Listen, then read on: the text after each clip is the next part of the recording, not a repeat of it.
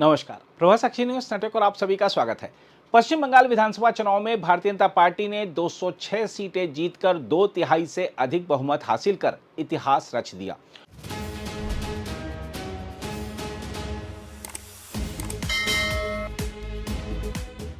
और तृणमूल कांग्रेस के 15 साल के शासन का अंत कर दिया।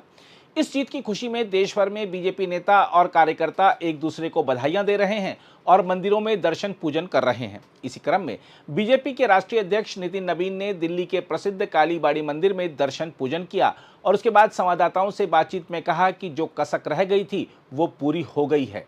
इस अवसर पर दिल्ली बीजेपी अध्यक्ष वीरेंद्र सचदेवा और दिल्ली के मुख्यमंत्री रेखा गुप्ता, नई दिल्ली की सांसद बांसुरी स्वराज तथा कई अन्य पार्टी पदाधिकारी भी उपस्थित थे। पश्चिम बंगाल की जनता को सबसे पहले बहुत बहुत अभिनंदन।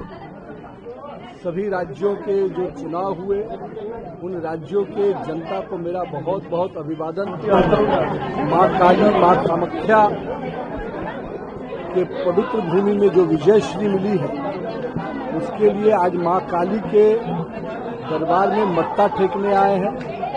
और मेरा ये मानना है माँ काली, माँ दुर्गा, माँ कामाख्या हम सबको आशीर्वाद दे कि हम पश्चिम बंगाल, असम समेत पूरे भारत के विकास में जो हमारे नेता माननीय प्रधानमंत्री जी नरेंद्र मोदी जी जो राष्ट्र नायक के रूप में लगातार इस देश में प्रधान सेवक के रूप में जिस रूप से काम कर रहे हैं और विकास के साथ साथ हमारी विरासत और संस्कृति को भी संजोते हुए आगे लेके जा रहे हैं। और मैं मानता हूं कि पश्चिम बंगाल की संस्कृति को और पश्चिम बंगाल की विरासत को किसी के नेतृत्व में आगे बढ़ सकता है तो निश्चित रूप से प्रधानमंत्री नरेंद्र मोदी के नेतृत्व में। और मैं मानता हूं पूरे देश की जनता ने जो कसक कुछ रह गई थी 2024 के, उस कसक को जनता के मन में जो टिस्ट था उसको कहीं न कहीं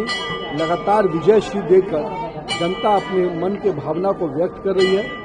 मैं आज माँ काली के दरबार में आया आशीर्वाद लिया हूँ और यही कामना करता हूँ कि पूरे देश और पश्चिम बंगाल और समस्त सभी राज्यों में सुख, शांति, समृद्धि रहे और विकास और विरासत के संकल्प के साथ हम आगे बढ़ें। वहीं मुख्यमंत्री रेखा गुप्ता ने भी 5 में से 3 राज्यों में बीजेपी की शानदार विजय पर सभी को बधाई दी। ये मां काली का आशीर्वाद है, उनकी शक्ति है जिसके कारण से बंगाल में बंगाल की महिलाएं, नारी शक्ति एकजुट होकर के, भय मुक्त होकर के, आतंक के खिलाफ, अत्याचार के खिलाफ खड़ी हो पाई और अपना वोट डाल पाई।